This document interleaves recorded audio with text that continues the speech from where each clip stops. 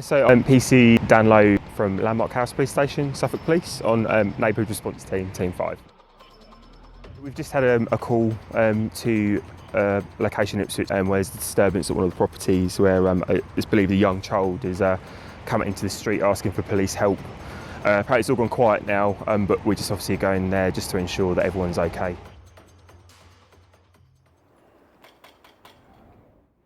Hello sir, is it all right if I come in and have a chat with you? We had a call to say that there was a young child that had gone out into the street asking for police help here, so we just need to make sure everything's okay, that's all.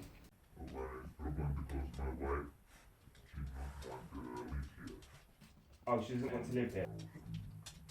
Yeah. Right. Okay. So you've had an argument this morning then? Okay, you and your wife. Have you got any ID on you at all? Any passport, driving licence? It sounds like you've had an argument, so we do need to record that, okay, but if there's no offences, so if there's been no assaults, no hits, no nothing like that at all, then it should be okay, but obviously I'll need to speak to your wife first, alright? So domestics, I'd say, are probably 60% of our calls that we go to.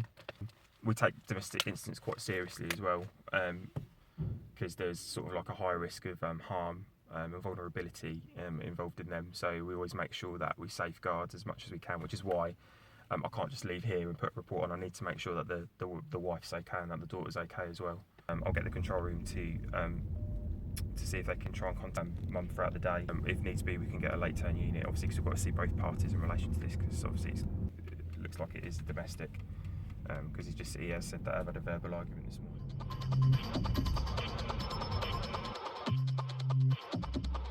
You're not okay? Okay. Whereabouts are you? I'll come and see you.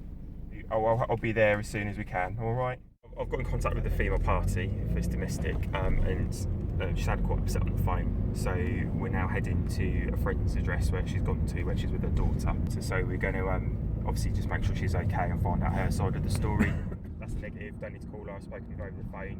She's there with daughter, so go see her now.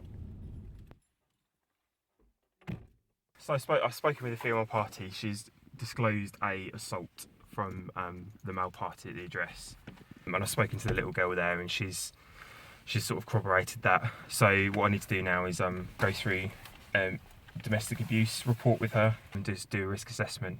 Fortunately, she doesn't want to make a complaint, which is her choice totally, but because it's a domestic incident, he'll still need to be arrested and questioned about what's happened. So what I'll do is see if there's any free units that are able to go and do that while I'm dealing with the victim, to obviously make sure she's safeguarded.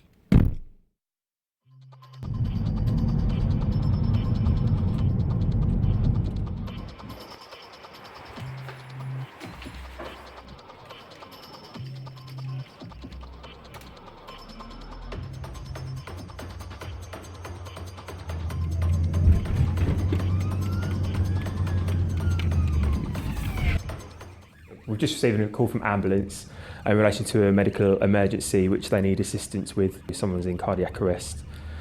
So we're just going to attend there now. There's obviously lots of units that are attending, as obviously we treat that quite seriously. So we're going to head there now.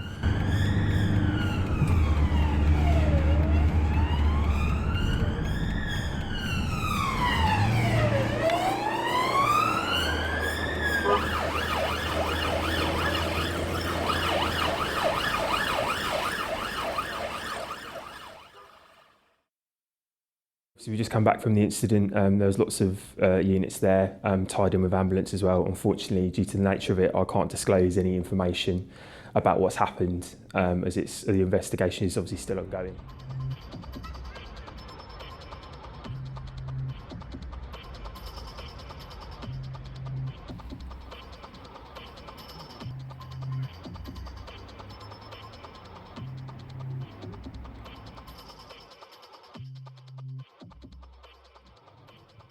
No worries at all. Cheers, Sarge. Thanks, bye. What do you enjoy most about being a response officer? It's just a variety. I think you don't know what's going to come in on the end of that radio. You can plan your day, like with speaking with victims of crimes that you're already dealing with, but sometimes that can change because you literally don't know what's going to come over that radio, like an example of today. So it's also very challenging at times, so you have to think on your feet quite a bit. So there'll be some incidents where I've actually never been to them before and I haven't actually dealt with them, even with my 8 years of policing career.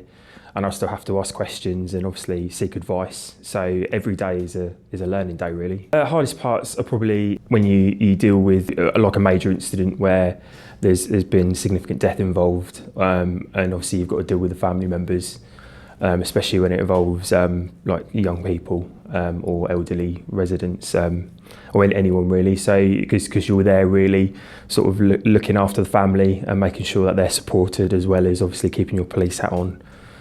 So I'd say that's probably one of the most challenging parts of the job as well, and obviously just juggling everything at the same time to ensure that you're still providing that great service for victims, as well as obviously not forgetting about those ones that you're already dealing with. We have a great support network within the police, so we have something called TRIM. So TRIM are like specialist trained officers who are there to offer support after sort of serious incidents where there's been death or quite severe injuries or anything sort of traumatic, and that really does help. I mean, I've used that before when I was a Cambridgeshire police officer, when I had a child death back there, which affected me when I was in my probation, and I actually used TRIM, and that really helped me because it doesn't talk about your feelings, it just talks about the incident and just about your actions there, and it just really helps us to talk to someone about it. What's the next step for you now? So currently studying for my sergeant's exam, which is next March. So my head is in the books when I'm on rest days or at home. Seeing what we actually do and seeing that sometimes it can be quite time constraining when we deal with incidents, and just how quickly probably we can run out of units when we've got a lot of jobs going there. But the main thing is, as you've seen today, we'll always respond to the emergency jobs. We'll always respond to those victims that do need us in a hurry. But we'll always make sure that we respond to them as urgent as we can.